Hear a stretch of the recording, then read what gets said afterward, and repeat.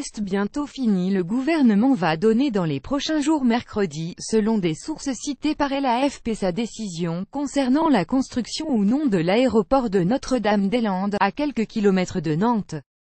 Que vont devenir les zadistes occupant la zone d'aménagement différé, devenue zone à défendre pour eux? La ZAD sera évacuée des éléments les plus radicaux, a déclaré mardi, sur France 2, le ministre de l'Intérieur Gérard Collomb. Le projet d'évacuation va donc moins loin que ce qui avait été précédemment annoncé. Le 13 décembre, les médiateurs de cet épineux dossier, vieux de plus de 40 ans, ont remis un rapport faisant l'état des lieux de la crise et des issues possibles. Ils préconisaient justement une évacuation de la ZAD, sans distinction, pour garantir un retour à l'état de droit. Là, seuls les plus radicaux seraient visés. Combien sont-ils? Environ une cinquantaine, un noyau dur d'individus radicaux et violents selon le rapport d'experts. Sur ce dossier, le gouvernement semble prêt et veut surtout préparer l'opinion à une intervention. Lire aussi comment évacuer la ZAD. Si on nous le demande, nous serons prêts, expliquait au JDD, sous couvert d'anonymat, un haut gradé de la gendarmerie, mais il faudra assumer la facture. En 2012, l'opération César, expulsion manu militari, destruction de fermes et de cabanes et scènes de guérilla bocagère s'était soldée par un échec malgré l'emploi de plus de 1000 policiers et gendarmes. Les scénarios étudiés prévoient désormais la mobilisation de 2500 à 3000 hommes, au moins 25 unités. Et si les zadistes s'installaient, comme dans le Larzac? Mais, ensuite, que faire des autres occupants de la ZAD? Au total, il y a entre 150 et 400 personnes réparties dans 90 maisons, cabanes ou roulottes, qui y vivent en permanence. Des écologistes, des agriculteurs et même d'anciens propriétaires expropriés dans le cadre du projet d'aéroport. Notre-Dame-des-Landes, c'est 1650 hectares au total, dont l'État possède la majeure partie, mais 650 hectares sont encore en litige et les propriétaires de ces terres agricoles refusent d'en partir.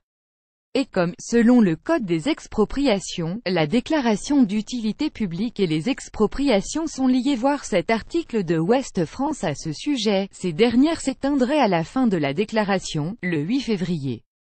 Les anciens propriétaires pourraient alors demander en justice à récupérer leurs biens. Les actuels occupants pourraient aussi demander à obtenir les TER libérés. D'ores et déjà, certains sont inscrits à la Mutualité Sociale Agricole MSA, Sécurité Sociale Agricole, NDLR, ils disposent donc d'un statut officiel. Car pour les zadistes non violents, la ZAD est un bocage où ils construisent pas à pas depuis des années des formes de vie, d'habitat et d'activités fondées sur le partage, la rencontre. Gérard Collomb l'a même reconnu lors de son entretien sur France 2. Ce que nous voulons, c'est donner un autre avenir à la ZAD. Il y a toute une série de gens qui ont des projets sur la ZAD, donc qui sont prêts le cas échéant à pouvoir faire autre chose. Pour permettre leur installation définitive, une idée émerge. Dans une tribune publiée le 8 janvier dans Presse Océan, Le Courrier de l'Ouest et le Maine Libre, Mathieu Orphelin, député LREM du Maine-et-Loire, proche de Nicolas Hulot, et José Bové, eurodéputé écologiste, propose que l'État imagine un projet fédérateur autour de l'agriculture durable et de la biodiversité pour la ZAD. Une mission pourrait être nommée pour élaborer ce nouveau projet emblématique, animer le dialogue avec toutes les parties prenantes, imaginer les soutiens aux actions portées par les acteurs locaux et préfigurer une future société civile du bocage à qui serait confiée la concrétisation de ce projet agricole innovant sur les 1600 hectares préservés et la gestion de l'usage de ces terres agricoles. L'idée n'est pas originale, elle vient du Larzac. En 1970, l'État envisage l'extension du camp militaire sur le plateau et une contestation s'engage. En 1981, François Mitterrand, nouvellement élu, annonce la fin du projet. Les paysans contestataires cherchent alors à pérenniser leur présence comme dans le bocage nantais, ils cultivaient les terres. En 1985 est créée une société civile des terres du Larzac.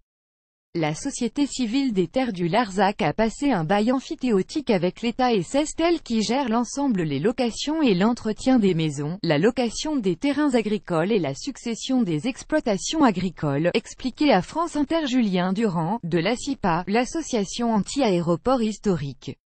Une même issue est souhaitée par les zadistes. Et Gérard Collomb ne l'écarte pas non plus sur France 2. À la question de savoir si la transformation de la ZAD de Notre-Dame-des-Landes pourrait se faire comme ce qui s'est fait dans le Larzac, il a répondu pourquoi pas.